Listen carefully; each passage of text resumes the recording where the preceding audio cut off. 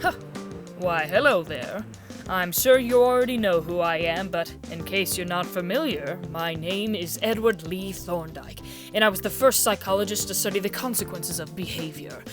I was born August 31st, 1874 in Williamsburg, Massachusetts, and I died August 9th, 1949 in Montrose, New York, but we don't need to talk about that yet.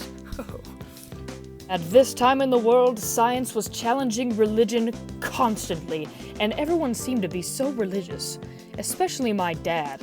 He was a Methodist minister, and, well, personally, I just didn't agree with him or the people, so I found my happy place in agnostic secularism.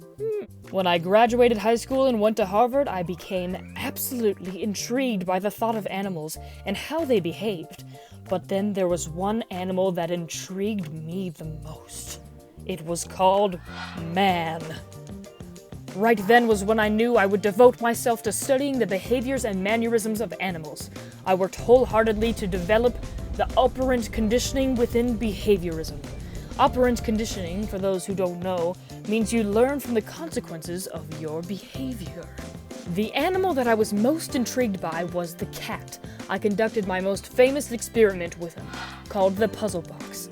I would place the cat inside a box with a treat outside the box, and then I would time the cat to see how long it would take to escape when it pulled the lever in the box. I would repeat that process as many times as I need, until the cat understood that it would be a favorable consequence if it pulled the lever because it received a delicious treat.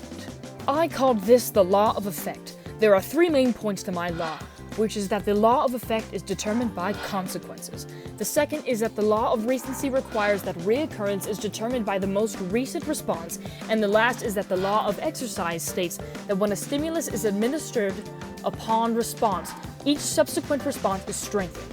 Basically, if you have a positive consequence happen after a certain behavior, the behavior will most likely be repeated. Let's do an example.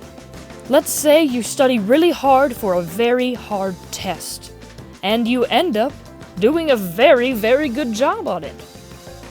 Because of your reward of a good grade, you're more likely to study for other tests because your behavior was rewarded. But let's say you're in the same scenario and you study just as hard for this test and you end up doing really, really bad on the test. Like the teacher has to write the note, "Are you kidding me?" on the paper. You're most likely not gonna study for another test because your behavior wasn't rewarded. My studies have influenced people all around the world, especially in the world of teaching.